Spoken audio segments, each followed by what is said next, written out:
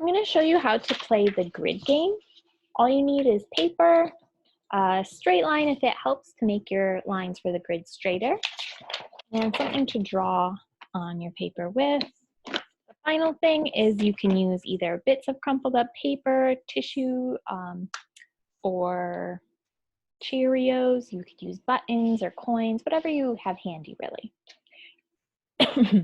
So you're going to want to make a grid. If you have straight lines available, that can be really helpful. If you don't think you need them, if you think you can draw really straight lines, then you can also do that. For the sake of showing you how to play the game, I'm drawing some pretty quick lines to make my grid. There we go. So I've got two separate grids that have 2 blocks going up and down and 4 blocks going across. I actually didn't get any small items ready for this.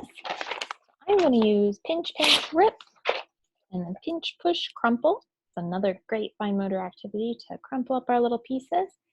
And that will make our plain pieces. So I'll crumple up a couple of pieces of paper. We'll probably start with 3 on each grid. So I'll start with 6 pieces of crumpled paper. There's 3. Pinch, push, crumple, and also having to use both hands. Getting both hands working together is also really great. Pinch, push, pinch. Pinch, push, push, crumple. Pinch, push, push, push. There we go. All right, so I've got 3 pieces for the lower game board and 3 pieces for the upper one. I'll start by placing them onto the grid. First one might be pretty easy, 3 in a line, and then you challenge your child or whoever you're playing with to make theirs match. This time I'm going to make it a little harder. This is the one that we're set to copy. Maybe I'll do one in the top left and one in the top right, and then one in the bottom. And they have to copy. Now, sometimes we'll get people who put a piece in a spot that doesn't quite match.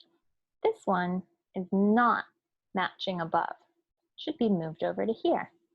So to cue a child or a player that they have a piece in the wrong place, the way that you can do this is you could say, I see 2 pieces are in the right place, but 1 piece isn't. Can you help that piece find where it needs to be?